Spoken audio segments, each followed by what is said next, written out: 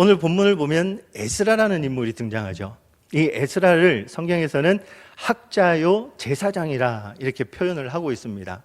특별히 에스라 1장에서 6장까지는 스룹바벨이 1차로 귀환해서 사람들과 성전을 재건하는 그러한 내용이 나오고, 이제 에스라는 본격적으로 오늘 본문의 7장부터 10장까지 2차로 귀환하는 사람들과 함께 잘 재건된 성전 안에 바로 이스라엘의 정체성과 신앙의 개혁, 신앙의 회복을 바로 2차 귀환함을 통해서 이 한 사람 에스라를 통해 일어나는 모습들을 바라볼 수가 있는데, 여러분 여기서 제가 조금 전에 신앙 개혁이라고 얘기하고 회복이라고 이야기를 했습니다.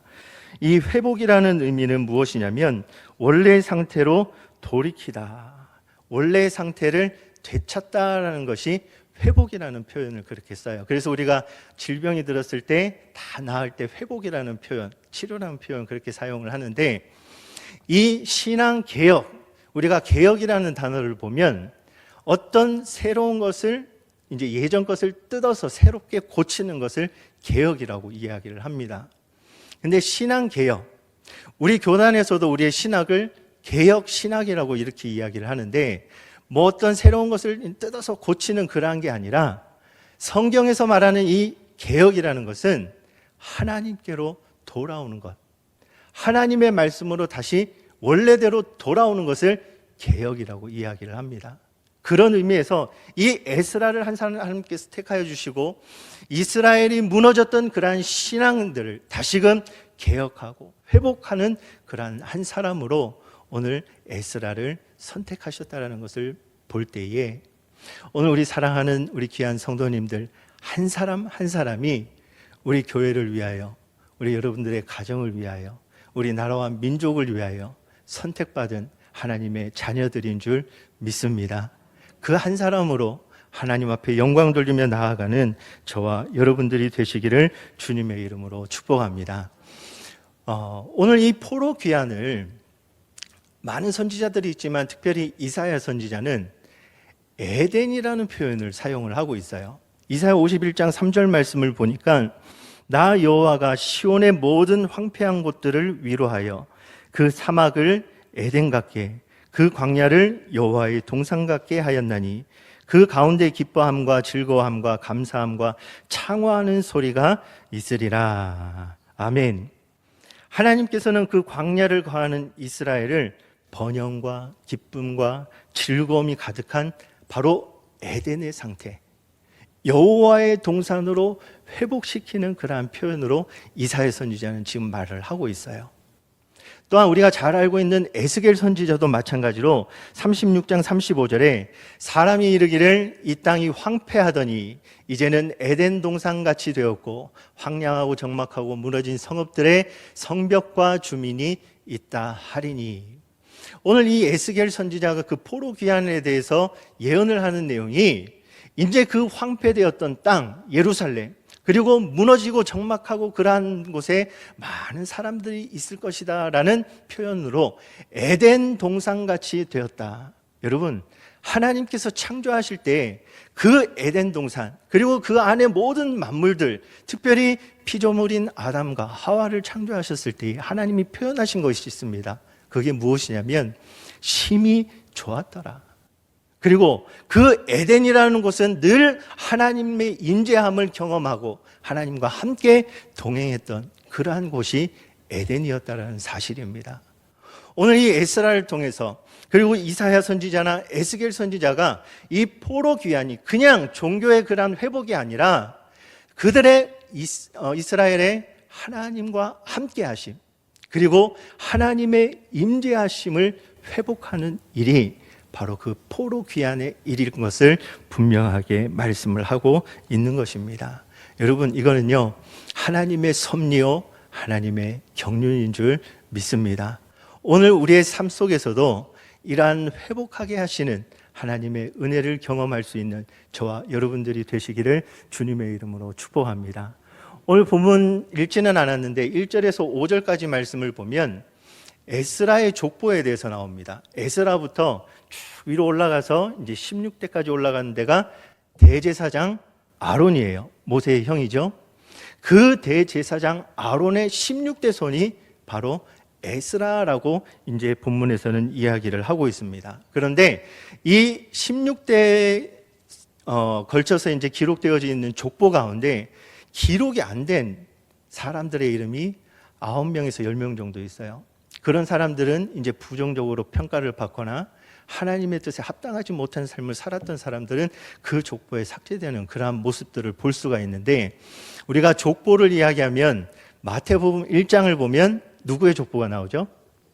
예수님의 족보가 나옵니다. 아브라함부터 예수님까지 14대, 14대, 14대 이렇게 나오는데, 그 많은 이름들 가운데 하나님을 온전히 믿음으로 섬기고 그 신앙의 열정으로 섬겼던 사람들의 이름이 기록되어져 있어요. 심지어 그곳에 기생 라합이라는 인물도 들어있고, 그리고 이방 여인이었던 룻도 있고, 삶의 행실이 옳지 못했던 다말도 있었고, 밧세바 우리아의 아내도 있었고요.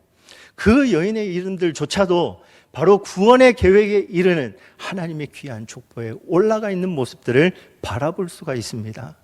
오늘 이 사랑하는 성도님들께서 우리의 후손들에게 여러분들은 어떻게 기억되기를 원하십니까? 아니, 지금 당장 우리의 자녀들, 우리의 손자, 손녀들에게 어떻게 기억되기를 원하십니까?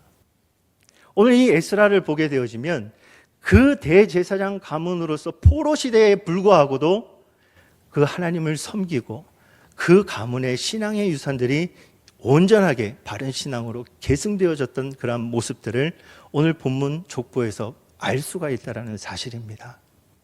오늘 우리를 사랑하시고 우리와 함께 하시는, 우리에게 회복의 역사를 일으키시는 그 하나님께서 오늘 우리 사랑하는 우리 서머나 교회와 우리 교회 가운데 있는 가정이 이러한 하나님의 말씀으로 충만하고 대대로 그러한 신앙의 유산이 바르게 물려질 수 있는 우리 귀한 교회, 우리 귀한 가정들 되시기를 주님의 이름으로 축복합니다. 그래서 성경은 계속해서 말씀하시는 게 무엇이냐면 그 말씀들을 가르치라고 이야기를 하고 있습니다. 특별히 신명기 6장 4절에서 6장 7절 말씀을 보면 내 자녀에게 부지런히 가르치며 집에 앉았을 때든지 길을 갈 때든지 누워있을 때든지 일어날 때든지 이 말씀을 강론할 것이며 라고 이야기를 하고 있죠. 이 말씀 이전에 우리가 출애굽기 20장 6절 말씀도 우리 같이 한번 읽어보겠습니다. 시작. 나를 사랑하고 내 계명을 지키는 자에게는 천대까지 은혜를 베푸느니라. 아멘. 오늘 이 출애굽기 20장 6절의 배경은 10계명을 받을 때 그 10계명의 내용에 두 번째 계명을 말씀만 하시면서 우상을 섬기지 말라, 만들지 말라라는 계명을 주시면서 부연으로 설명하고 있는 내용이 바로 오늘 이 본문입니다. 다시 말해서 하나님을 저주하고 하나님을 버리는 자들에게는 3, 4대가 아버지와 아들, 그 가정이 하나님께서도 버리시겠다. 그러나 나를 사랑하고 내 계명을 지키는 자에게는 천대까지 하나님께서 은혜를 베푸시겠다라는 말씀입니다. 여기 천대라는 것은 숫자 천의 개념이 아니라 무한하다는 것. 다시 말해서 주님 다시 오시는 그날까지 우리 모든 세대가 하나님을 사랑하고 내 계명을, 하나님의 계명을 지키는 그 가정에 대대로 하나님께서는 은혜를 베푸실 줄 믿습니다. 그래서 하나님의 말씀을 가르치라라고 명령을 하고 있습니다. 특별히 잠언 22장 6절 말씀을 보면 마땅히 행할 길을 아이에게 가르치라. 그리하면 늙어서도 그것을 떠나지 아니하리라. 우리가 왜 가르칩니까? 우리 아이들이 우리가 늙어서까지, 우리가 하나님 부르시는 그날까지 잊어버리지 않고 하나님을 경외하고 하나님 말씀대로 살아가기 위해 가르치라라고 말씀을 하고 있어요. 계속 이어서 에베소서 6장 4절 말씀을 보니까 그러면 마땅히 행할 길을 무엇으로 가르치느냐? 오직 주의 교훈과 훈계로 양육하라라고 말씀을 하고 있습니다. 여러분, 하나님의 말씀이 우리 가정과 우리 사랑하는 성도님들과 우리 교회 가운데 풍성해져서 늘 주의 교훈과 훈계로 우리의 모든 세대들이 하나님을 경외할 수 있는 저와 여러분들이 되시기를 주님의 이름으로 축복합니다. 계속해서 이제 7절에서 9절 말씀을 보면 에스라가 이제 그 메데 바사, 이제 바벨론이라고 표현을 하는데, 이제 바벨론이 바사라는 나라에 멸망한 이후에 이제 아닥사스 왕에게 귀환이 되어지는데, 그 귀환되어지는 과정을 지금 7절에서 9절까지 이제 이야기를 하고 있습니다. 보통 이제 그 바벨론에서 예루살렘까지 직선거리가 약 900km 정도 된다고 하는데, 이 에스라는 귀환하는 사람들과 함께 약 1500km 정도 걸쳐서 4개월 만에 이제 예루살렘으로 귀환하게 되어지는 거예요. 근데 이 귀환하는 동안에 그들을 노리는 대적들도 있었고, 매복하는 자들도 있었고, 그들을 힘들게 하는 사람들도 분명히 있었다라는 사실입니다. 그런데 오늘 에스라 7장 9절 말씀을 보면 이렇게 기록하고 있죠. 하나님의 선한 손에 도우심을 입었다. 하나님의 선한 손에 도우심을 입었다. 왜요? 에스라 8장 31절 말씀을 보면 이렇게 기록하고 있습니다. 하나님의 손이 우리를 도우사 대적과 길에 매복한 자의 손에서 건지시느니라. 이 에스라를 보게 되어지면 그 왕으로부터 모든 것들을 다 받을 수 있는 그런 사람, 위치에 있던 사람이었습니다. 그러나 그 왕의 군대와 그런 것들을 의지한 것이 아니라 전적으로 하나님의 손을 의지하고, 하나님께서 우리를 도우시고 우리를 지키시고 인도하시는 그 하나님을 전적으로 믿고 신뢰한 사람이 바로 에스라라는 인물이었음을 우리는 바라볼 수가 있는 것입니다. 여러분, 우리가 이 땅에 살아가면서 우리의 계획대로, 나의 생각대로 그 모든 것들을 짜고 나갈 때가 있어요.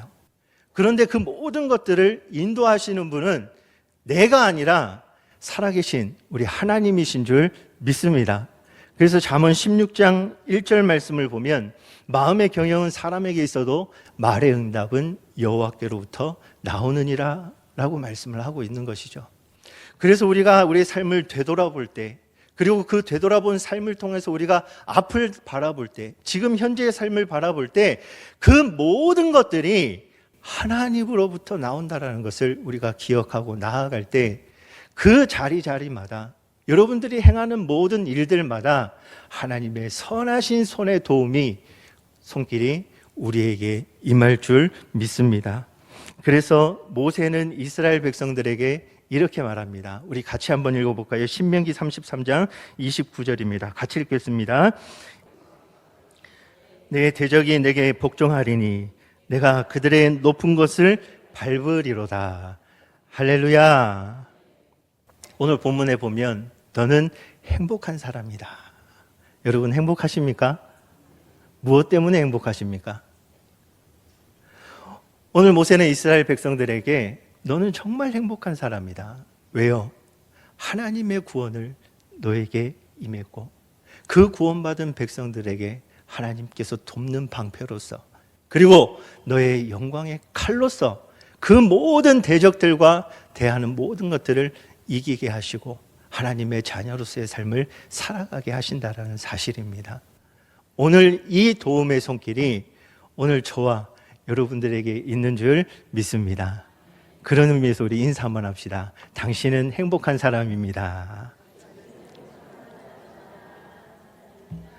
예, 한 번 더요. 당신은 행복한 사람입니다. 예, 저도 참 행복한 사람입니다. 우리 서문화교회에 와서 또 우리 사랑하는 목사님, 또 우리 사랑하는 성도님들 만나게 하시고 또 함께 일하는 사역들을 나가게 하시니 얼마나 감사한지 모릅니다.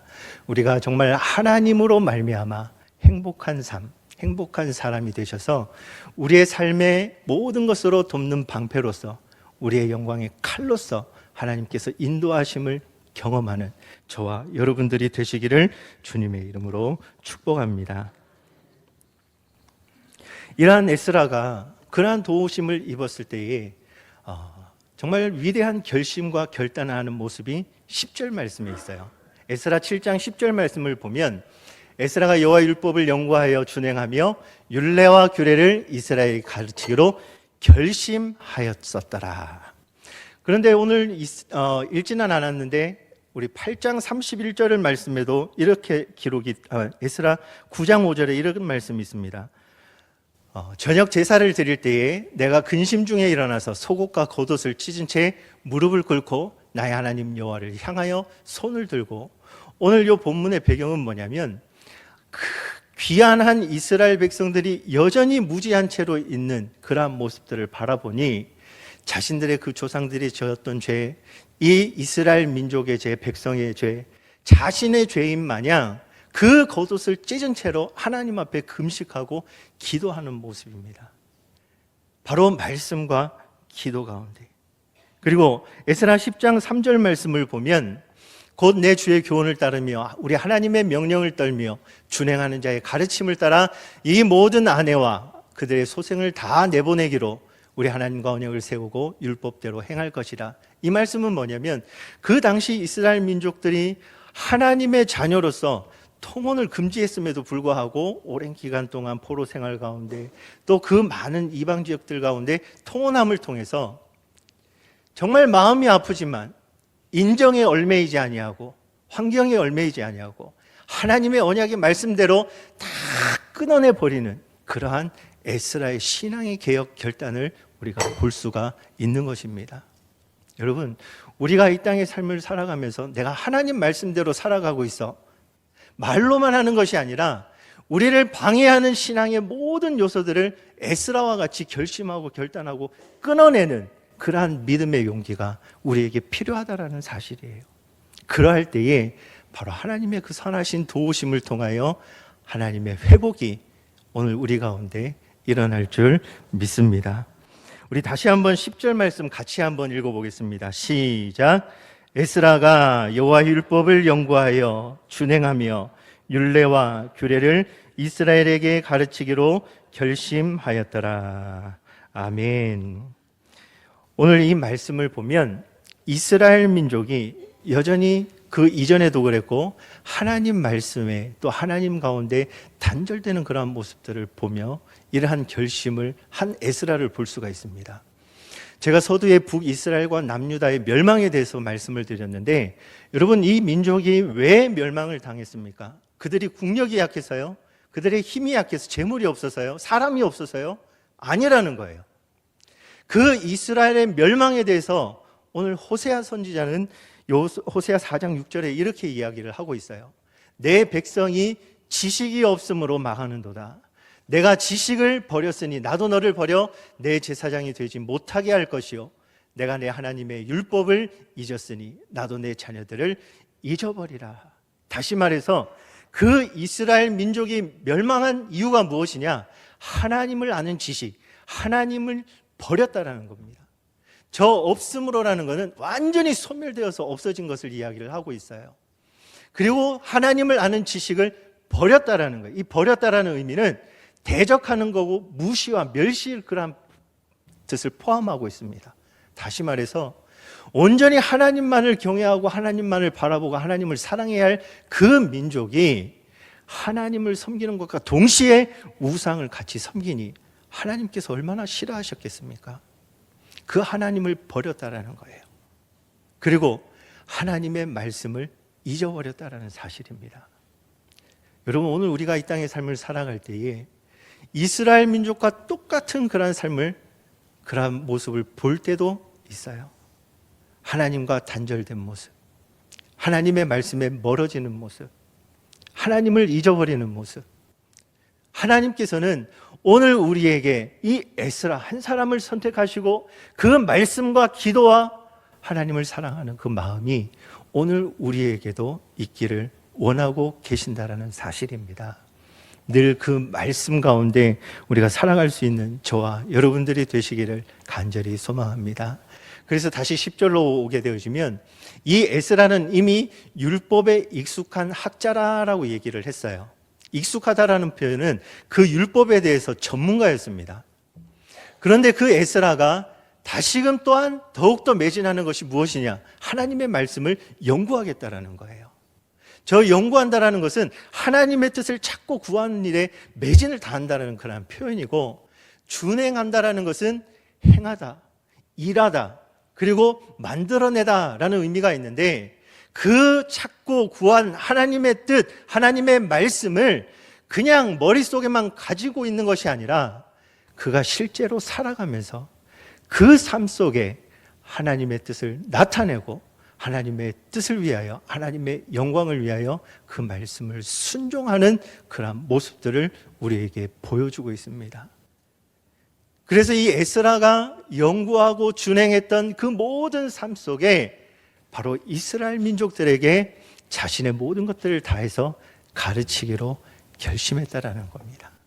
우리 사랑하는 모든 성도님들이 우리 또한 하나님의 말씀을 듣고 하나님의 말씀을 연구하고 그 하나님의 뜻을 구하고 그 뜻 구한 것들을 그냥 내 머릿속에만 간직하는 것이 아니라 우리 사랑하는 성도님들이 속한 그 공동체, 삶 속에, 가정에, 사업장에, 직장에, 그곳에서 정말 하나님의 사람으로서 하나님의 큰 믿음의 본을 보일 수 있는 저와 여러분들이 되시기를 주님의 이름으로 축복합니다. 사랑하는 우리 성도님들이 기록된 하나님의 말씀, 오늘 우리에게 주신 이 하나님의 말씀, 여러분, 이 성경 하나면 성경 하나가 우리의 삶의 모든 기준이 될 줄 믿습니다. 성경 하나면 돼요. 그러면 하나님의 약속이 무엇이냐? 우리의 길이 평탄하고 우리의 길이 형통하게 되리라. 우리가 생각할 때 고속도로처럼 쫙 열어주시고 늘 좋은 일만 있는, 이게 형통이 아니고요.